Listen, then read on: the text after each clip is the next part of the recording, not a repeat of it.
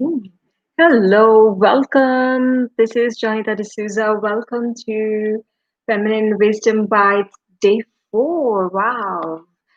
So, how are you feeling? What's happening? Let me adjust some lights here. Welcome. So, what is present for you? I hope I am enticing you to fine tune your visioning process during this gestation month. I want to do a quick recap before we go into day 4. And I'm curious as we are settling into January, how you are feeling. Most importantly, ask your body how your body is feeling. So, Monday we started the feminine wisdom by day 1, where we looked into the truth about our desires, some of our internal conflicts and confusion. And then on Tuesday, we did our feminine wisdom bites number 2, where we did the new moon in Capricorn transmission. And I shared a few potent inquiries. And yesterday was the feminine wisdom by 3. And there we spoke about visioning and goal setting and all the ways we sabotage ourselves knowingly, unknowingly. And today we are talking about the release prayer. And I consider it one of the feminine approach to receiving more. We are touching base on another important aspect that we must look into during this gestation month for this new year as part of our bigger vision for this year. Even if you do not have a vision, these looking into these elements that I've been sharing since the last few days will assist you in creating this vision. So, what is coming up for you? How's your body feeling? And share with me. And even if you're watching the replay, I'd love to hear from you. Let me know in the comments how you are feeling.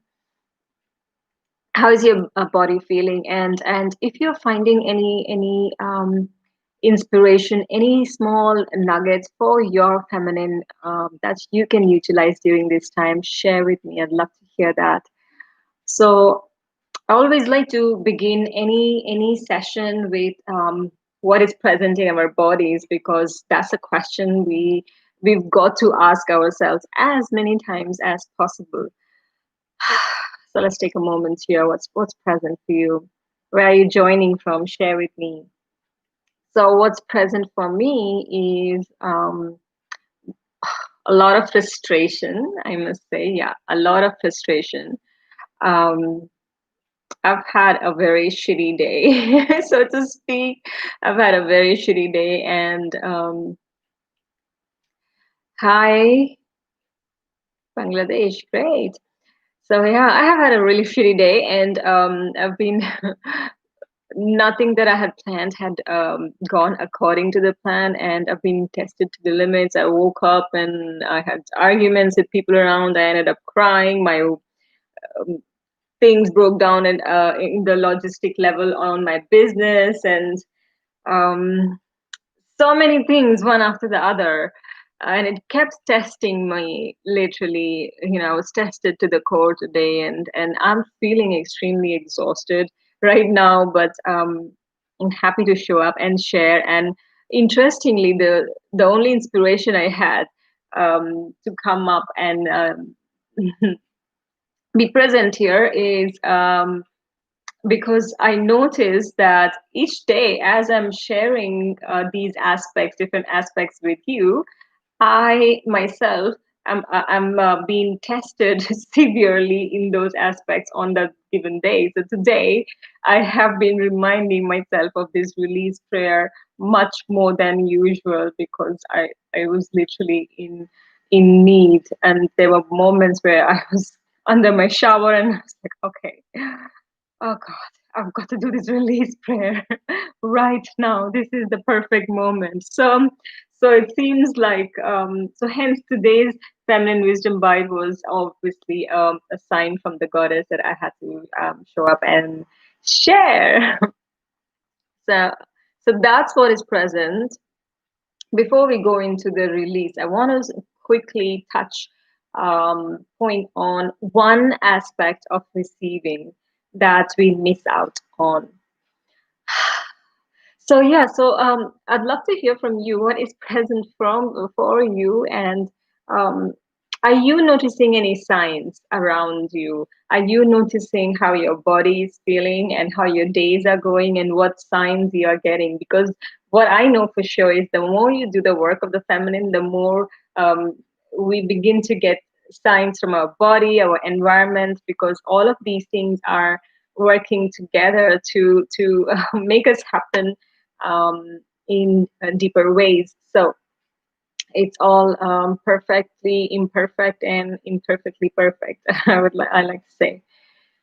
So an aspect of receiving that we miss out on.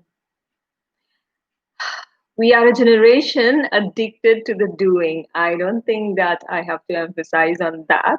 Um, Let me know if this sits true for you, because I have not known many people for whom this particular sentence does not sit true.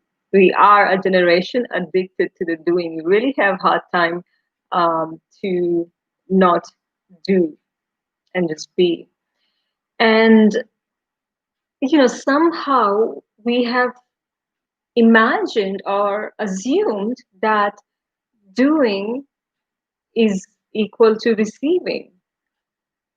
And if you think about it, doing is not equal to receiving. We think that if we do more, we will get back more. But that doesn't always work. Doing is not equal to receiving. The amount of doing that we do does not equal to the amount of receiving or manifesting. So let me know if you have experienced this. Hey, Uma, so nice to see you here. So let me know if this sits true to you, that we often think that if we do more and more and get this done and that, we somehow unconsciously expect that we will receive, get back more. But that's not the truth. That doesn't happen. But we still keep doing, hoping that once we get this done and that done, then we can rest and we can reap all the benefits. And when we get that done, then we have something else to do, and then something else and something else. And so the amount of doing never equates the amount of receiving or manifesting. And when I started to look into these concepts, I began to wonder, then why am I doing so much, and getting overwhelmed and burnt out and fatigued and all of that. So learning the ways of the feminine in terms of receiving is different. Um, Receiving is very innate to the feminine. It's a feminine quality. And the way of the feminine is about creating structures using the masculine energy in order to make the moments of our lives more nourishing and fulfilling. So let me repeat it once again. Feminine energy is all about making moments of our life more nourishing and fulfilling. And this works very well when we are also able to utilize our masculine energy, which is the direction, the focus, the structures, the discipline. When we are able to use that aspect to support creating a nourishing and fulfilling environment, moment for ourselves through the feminine. So these both go hand in hand. However, we often, it's interesting when you look at the cycle of your day and think about like how much you are integrating both aspects of yourself, because you have both feminine and masculine. And that made me wonder that no wonder that a lot of us have very hard time receiving, because what we do is we forget the feminine part of our aspect in this game. And the way of the feminine, as well as the law of attraction, is to manifest. A law of attraction is not about how much you do in a given day, but how much you allow yourself to receive in a given day. So, and this is how law of attraction works too. So let me say this once again. The way of the feminine is not about how much you do in a given day, but how much you allow yourself to receive in a given day. And this is when you attract experiences that are in alignment of your desires. So I'm not saying that you don't do anything, but we have to practice the art of receiving. We have to allow the process of receiving by not overdoing things. Let me read. Melissa says, yes, because we're supposed to get more if we work. Yeah. I don't know. I don't know why we still believe this theory, despite having the opposite experience. Doing too much makes me exhausted and overwhelmed. Of course, yeah. Hey, Charlotte, I've really learned to stop doing much and letting life flow. Yeah, beautiful thing about the about your art commissions. It's interesting. Yeah, let my energy and dreaming guide. Yeah, it's really interesting and fascinating. And the funny thing is that there is no logic to it, but this is something for you to experience, and hence these are taught by the feminine mystery schools, the art of receiving, and that's a skill that we women have, with limited resource of masculine energy, have got to learn. So you can only receive something when you are in the state of being, and your state of being is your feminine. So therefore it is important that we learn feminine practices in our busy masculine lives to continue feeling fulfilled without burnout. So the very first, and often you may ask, like, okay, so what do I do? How do I start receiving? How or what should I do in my busy life to start receiving? And the answer to this actually is within you. Yeah. And I can only share with you the very first step to receiving your desire. But the answer is within you. The question is, how do you allow yourself to listen to that answer? Or even the question is, do you allow yourself? Or can you allow? Or will you allow? So the first step to receiving your desire is to create the space for that. Often we get clarity on our vision, we go into setting goals, taking inspired actions, etc., etc. And of course, that's a very required aspect. However, the universal law states that creation comes from the void, from the emptiness. Yeah. So we have to create that empty space for us to have the process of receiving, for us to begin the process of receiving.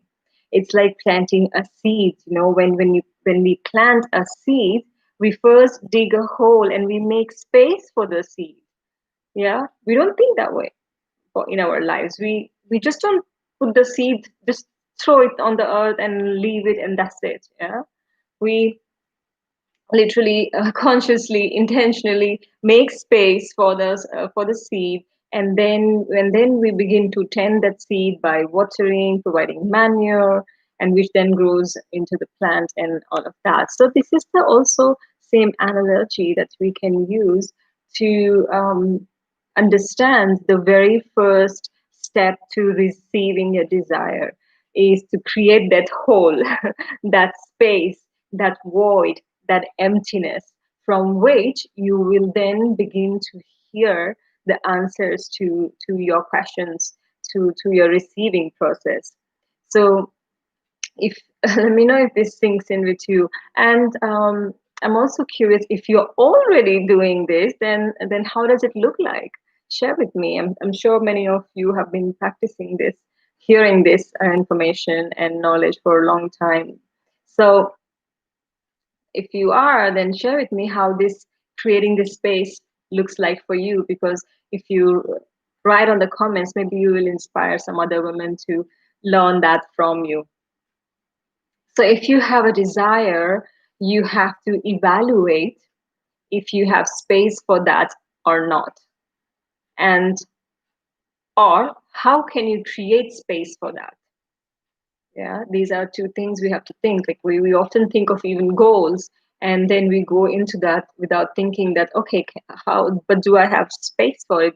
How can I go into the achievement mode of that goal? Even it's like, buying a sofa. You just don't randomly go buy a sofa unless you do. But usually people just don't randomly go buy a sofa. They create they know that, okay, they have the space to put or they go intentionally create the space and go get a sofa or things like that. So manifesting your desires, even if they are big or small, is a big thing. Receiving is a big thing. It's a gift. It's a big gift. It's the validation of possibilities. So it's important that we make space for that. And oftentimes it is about creating space energetically. Oftentimes it's not about creating space physically. And the energetic space creation would more or less look like spending time in that void. That's exactly that's exactly what we are doing. And interestingly, that's exactly what we're doing in this month. And interestingly, our bodies are begging us for it. If you truly listen, what is happening for many of us women in this month of January is that our body is literally begging for this space, for the creation of space for the body, for her to just simply be. But we are so addicted to the doing that the idea of being in the void freaks us out. I know so many women cannot just simply do nothing, or simply sit idle for 5 minutes. It freaks us out because we are met with our own thoughts.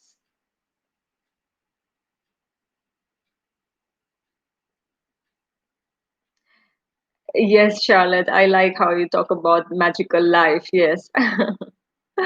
Being self-employed, allow myself every morning to do meditation. Yeah, I love this idea. I love the fact that so many of us self-employed people have chosen and created our lives around it, around our desires. So we've actually chosen to create this space, the environment. And so happy to hear that you can you can choose that for yourself each morning. And yeah, work less hours. Yeah. And it's interesting. I have a very beautiful example to share. So when I started doing my business, I used to be full-time employed, and then I was doing this after work. I was running this company, and I was learning. I was running circles, workshops after work and during weekends. So I used to work a lot. And I would get tired, but I had that inspiration that would keep me going. And I was going on, and there were times when I would have my friends come in, or my husband at the time, oh, let's do this. They would make up some plans. So I will not be able to work on weekends, and that would frustrate me because I would have plans, some targets set up that, okay, this weekend I have to work on this project and this project, and weekend is the only time that I will have to work on my business. So it used to freak me out that, why didn't you tell me before? These are like sudden plans. I don't like it, and all of that. So that was my journey of exploring femininity, and I was also learning through this process. And I remember that each time I allowed myself to go out and play and do the things that made me feel good and have a good time, I was making more sales in my business. I was coming back to home and checking my emails, and I was making sales, and I was like, wow, this is so nice. How does this happen? I'm not sitting here in front of my laptop hours and working, trying to make my website, graphics, this and that, and all of that. I was doing all of that myself, and and I would be tired. But the days I go out, have fun, and come back home, have good time, and come back home, I would see sales lined up. So that began to catch that pattern began to catch my attention. And until today, I get to my husband makes fun of it. That okay, you're working too much. Maybe we should go out and play so that you can have more sales. And so we have a laugh about it. And that's the magic. I can relate to Charlotte when you're saying that you can work less and more in the flow. Yeah, yeah. So that's really fascinating. So creation, as I said, that comes from the void. So if we truly want to shift the way we are living our life in this constant fatigue, the only way is to provide that void, because the void is the space where wisdom lies. So this is again one of the very beautiful times of the year, where I can invite you to spend some time um, journaling your visions or desires or whatever is, or just free writing, um, and allow yourself this time. And then once you're done with your free writing process or journaling process, then give yourself 5 minutes to just sit idle and see whatever is coming. So this is the state, uh, giving yourself an empty time, the time to empty yourself is the time where you are not listening to a meditation or not writing your journal or not walking or nothing. There's simply 5 minutes of stillness. You are seated and just witness your thoughts without any filters. You will be surprised. And the best times are in the mornings because our minds are still waking up, so we don't get tricked by into it by that time. So, this is crucial. Every day, giving ourselves at least 5 minutes of emptying. I like to call it process of emptying. It's really important, and I feel that we are so busy that if we do not have that 5 minutes, then we must really look into our life choices. Like, what are we even doing with our lives? So let me know if you do this already, or if you like this idea and you would like to implement it in your life, or if this idea freaks you out and you just don't want to even do this, or you think that how must be weird. So I'm curious to hear this from you. It is really important to allow ourselves this void, undisturbed void. And I like to say that oftentimes um, we give ourselves this 5 minutes of doing nothing, but we still do something. Like, we still listen to something, we still walk, we read, all of that, but just nothing. You and yourself sat in one place or stood in one place, just staring at the wall or the sky for 5 minutes. And these little moments, gifts that you give to your feminine, will help you go really far in the long run. Okay, I have quite a few dogs barking. Okay. So I want to share with you another aspect about receiving, which is called the releasing. Some of you wrote to me earlier this week about your challenges around this, and about visioning and releasing, and the completion that you're not feeling. So um, I want to touch base on four areas four areas that we've got to look into in order to continue our process of releasing. I like to say that releasing for me, it's a daily practice.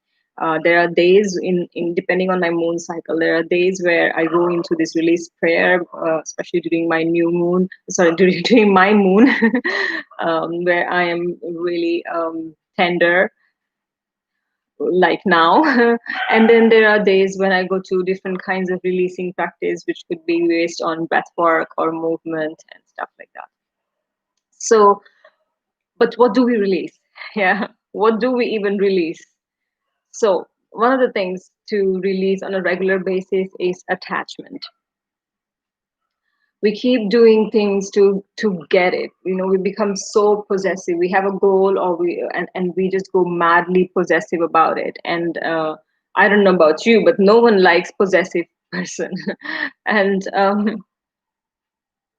I know for myself that anytime I wanted something, I was holding on to it, obsessing, or trying to achieve it so hard that I then had a hard time getting it. And when I forget about it and went about my life doing the things that I like, enjoyed, I was then pleasantly surprised by that thing happening in my life. So the example that I gave you earlier, when I was working hard and I would go out and play and uh, detach, and I would begin to see momentum. And many times it happens to in different areas where we've been thinking of something, and trying too hard, and then we just go off track, and suddenly one day you think like, okay, oh yeah, I got a solution. That's it. Yeah. So let me know if this is resonating with you. So one of the aspects of the release prayer is on a regular basis releasing attachment. Whatever you're feeling that day, whatever heaviness you're feeling that day, you will know. Like I was telling you today, I was feeling all sorts of things with the circumstances and people around me. So my prayer included releasing the attachment to what I want from them, or what they are meant to do, and things like that. Attachment is a very constrictive energy. Oftentimes, the way we imagine we will receive our desires is not the way we will actually receive them. Yeah, you know this very well. There sometimes we have quite a few diversions because not because we get lost, but because these diversions are the opportunities that are presented to us in order to grow, so that we can hold a deeper, more firm container for our desires. So if you're thinking that, yes, I've been visioning, I've been dreaming, goal setting, and all of that, it's nothing is happening, then include releasing attachment as a daily practice. I'm trying to read some comments. Yes. How do I desert? Is that your name? What's your name? I like the idea of emptying. Make up that space. Yes, Melissa, I'd love to hear your experience. So one of the aspects of the release prayer is on a regular basis look into what you're strongly holding on to, and release that attachment. The another aspect of releasing is releasing judgment or resentment. These two are like very dense energies that stops us from feeling expansive. So they may or may not be directly related to your desires or your vision, but then these are very dense energies that stops you from showing up in your essence. So it's important on a regular basis to do these kind of check-ins, like where I'm judging too much, or where I'm feeling too resentful. One of the ways is to practice forgiveness on a regular basis. And it's really simple because when you think of judgment, you already know what you are judging. Like this comes to you automatically. This comes to everyone automatically. It wouldn't take like 5 minutes of thinking, what am I judging? So if there is anything that is coming up for you as I'm saying this, the word, the person, the scenario, that's the work that is required out of you. And some of the beautiful forgiveness practice that has helped me is I do a self forgiveness prayer that I can send the link. It's on my YouTube channel. You can or on my website. And the other one I love is Ho'oponopono. It really helps me to release resentment to the situation and to the person. Another aspect is for releasing is expectation. Now, who doesn't struggle with that? Yeah, me. No, I do too. It's like, expectations. Now, expectation is different from expecting good things in life. However, expecting good things is a good thing to do. But expecting something um, from someone specifically, just because you're putting in efforts, you're doing a lot, and you're overgiving,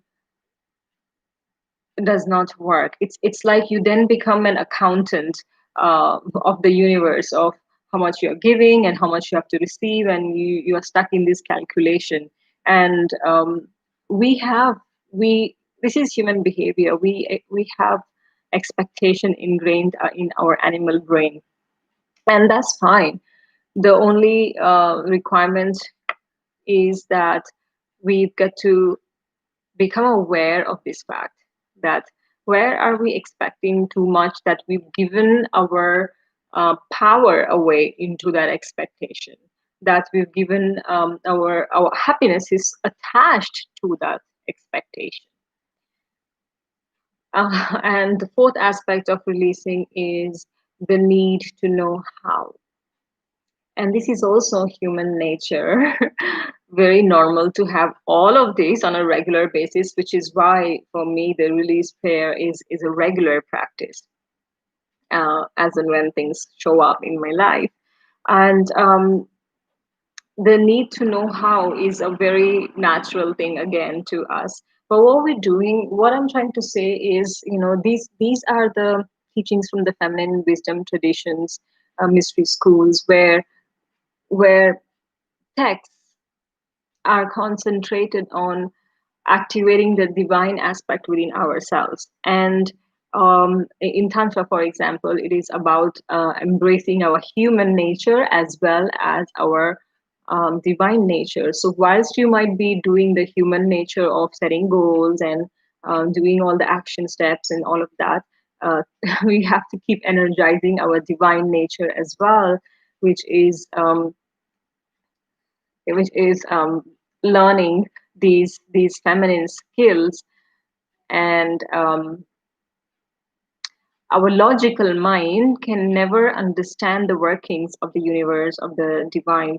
So of course we want to know how to do that and how we can get there. But when things get to become too heavy, and you will feel that in your body, that's when you know that, okay, I don't need to know how. I'll surrender for this moment because it's just overwhelming for me. I'm gonna take my 5 minutes emptiness right now, and I'll see whatever wisdom wants to flow through me. So when you are overwhelmed on a regular basis by your desires, or by things happening around you, people around you, specifically your loved ones, these four aspects are really crucial to release. So it's a beautiful thing to give yourself this space of emptiness and offer your prayer of release.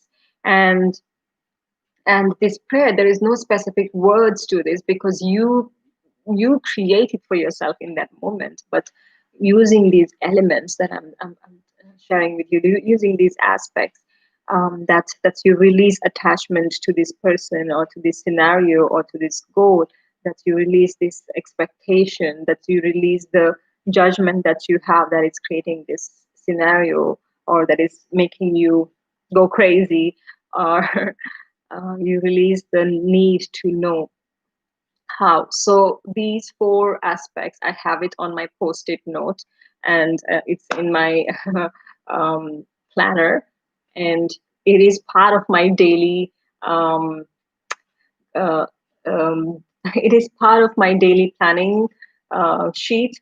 So I go through all the setting the timelines and all of that, but I also invoke this prayer, this release prayer, that whatever I want to get done today, I also release the attachment for it. I release the expectation. I release the judgment around how I can do, how I will be seen doing that, or the need to know how and what. I'm surrendering myself to the highest good of all that is concerned, and I go by doing the things that I want to do and have to do in the day. And prayer is a really crucial ancient feminine practice that we have somehow gone away from, mostly because of the religion. But it's a very beautiful practice of surrendering into the greater knowings of the source. So let me know if you are into prayers, if you have specific process for releasing, what helps you. Tasfina, thank you for sharing your name. Does that include releasing attachment to people? Yes, it does include releasing attachment to people. And oftentimes, you see, when you repeat these prayers to yourself, that I would like to release attachment to this person or this scenario or this feeling, and give yourself this empty space, you and allow yourself to receive your own wisdom. I can give you a lot of steps to do, but the most impact you will have is by listening to what is coming up from within you. That's how that's that's how we remember the wisdom within us, because this is not a linear process, the 5-step process to releasing attachment. And those who share such kind of 5-step process, it's interesting, but it doesn't go in the long run. In the long run, what serves us is to utilize our own resources that are innate to our bodies. Thank you, Charlotte. Yeah, the releasing the need to know. And like today, when my website broke down for the second time, and I just, it was a mess, and I just didn't know when I could finish and meet my deadline, that I had to submit some work. And I was like, okay, I do not, I released the need to know how to do it, and I said this prayer, and I was still doing things to fix it, and making phone calls, and with the hosting company and all of that. And I don't know what I did, but it got fixed eventually, and I was laughing at myself, that these things do work. And as we spoke, that there is no logic to it, but these things do work. Yeah, releasing attachments to the things to do.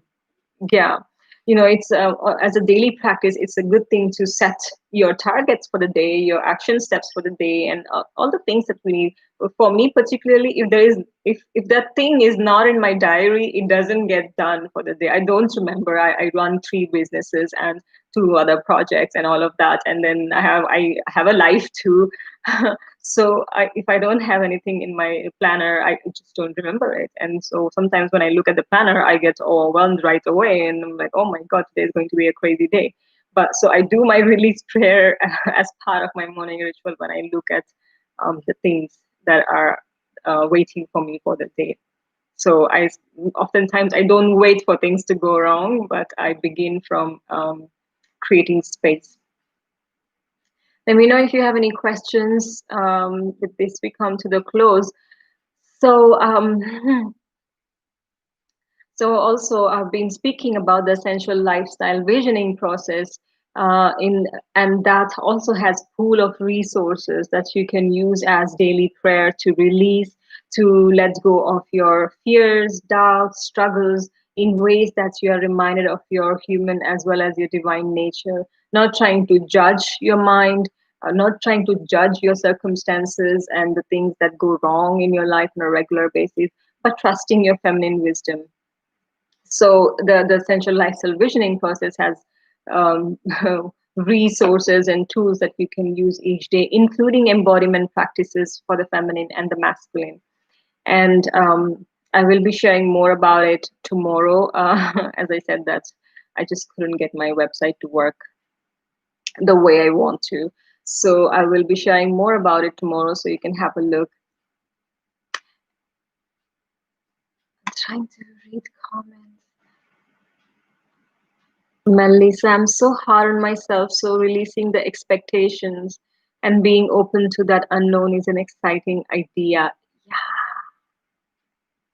Yeah, release that. And just saying that to yourself, that I release the expectations that I have for myself or on myself, that itself is so freeing, so liberating, that it creates this expansiveness in your vibration, that you then begin to attract more of the experiences that you actually desire. And we women have a really hard time being not hard on ourselves. Yeah, that's the core of it as well. That's daughters of patriarchy, as I like to call it. So let me know if you have any questions. I'm here for another minute. And tomorrow we is our final day, day 5 of the Feminine Wisdom Bite, and I will be sharing with you a really fun process to get your, I say, get your shit together, or in other words, look into our patterns, our behaviors of sabotaging ourselves, or I would say procrastinating, or things that we do that we know that we shouldn't be doing, but we still do it. So I'm going to share more about it. It's a fun process that I was taught once, and it is quite revealing, because it taught me. I was able to I was able to catch myself um, tricking myself to not do the things that I was meant to do, if that makes sense. So I'll be sharing about that. Yeah, you're welcome, Tasfina. I hope this helps, and I hope that you can integrate this. So with that, sister, bye, Charlotte. Thank you for your presence. I'm signing off, and if you have any questions, any suggestions, any more ideas, feel free to leave a comment, or you can send a personal message to me, and I will be there on the other side.